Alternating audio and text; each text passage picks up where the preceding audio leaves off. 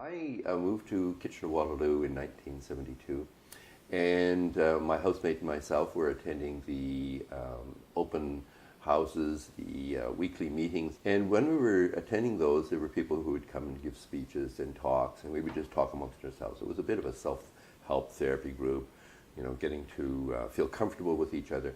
But as we were approaching Frosh Week, we started doing a lot of planning about how the organization was going to greet new students and let them know about the fact that there was a gay and lesbian organization that was welcoming to them and would be supportive. And we went out into the center of the community center.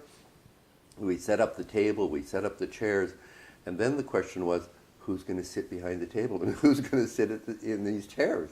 And everybody was sort of looking to each other, and all of us were thinking exactly the same thing.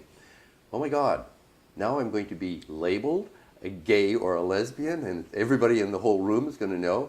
And I started to think to myself, this is silly. I've been helping set this table up. I've done all of this publication, pulling these publications together.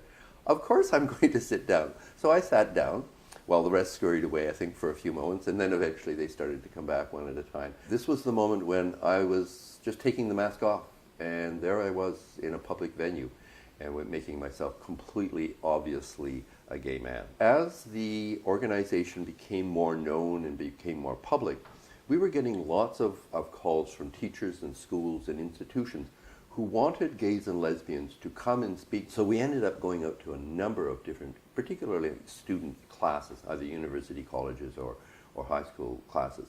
And that was really a wonderful experience for me because A, it made me think and respond to the questions that they had.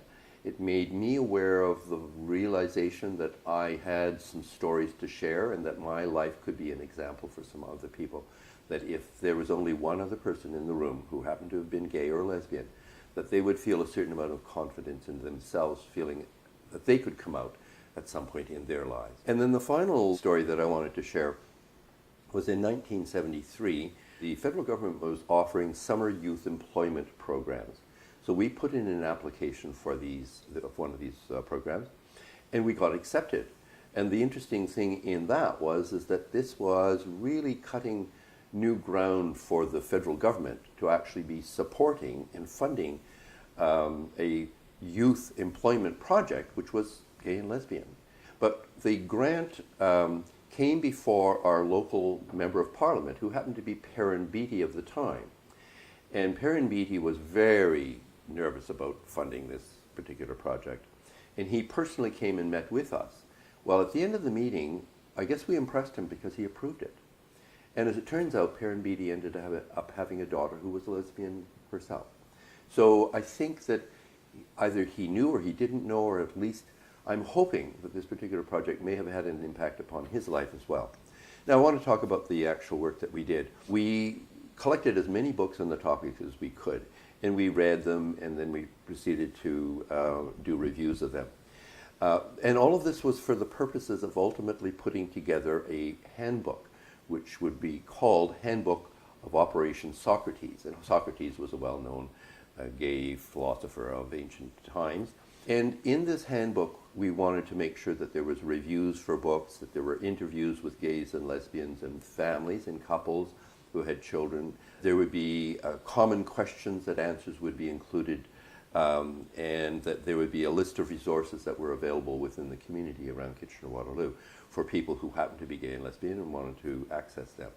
All of this handbook publication was going to be produced and made available to teachers and to students in high schools throughout the area. I'm not exactly sure how many students got to read them, how many teachers got to use them, but it was a wonderful experience from the point of view of all of us learning about ourselves, learning about our own history of that moment, but also that we as a community grew in strength. We really were pushing a whole lot of boundaries, and I'm really hoping that I know that those first experiences certainly had an impact on us that were involved at the moment, and they were laying the groundwork for times to come in the future. And one final little caveat around this publication, Operation Socrates, I used it for my own coming out to my family.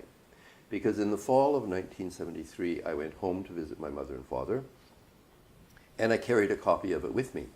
Now, my mother was an incessant reader, and so whenever we were buying books to be reviewed for this publication, I simply bought 2 copies, one for myself, which I sent to my mother.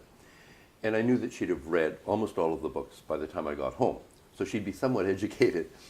And so when I got home, I remember distinctly that my mom and I were washing dishes after dinner, and she'd read the Operation Socrates book, and she said, I noticed one of the interviews in the book was of a person called Brian, and the spelling of the name was very unusual, B-R-Y-A-N.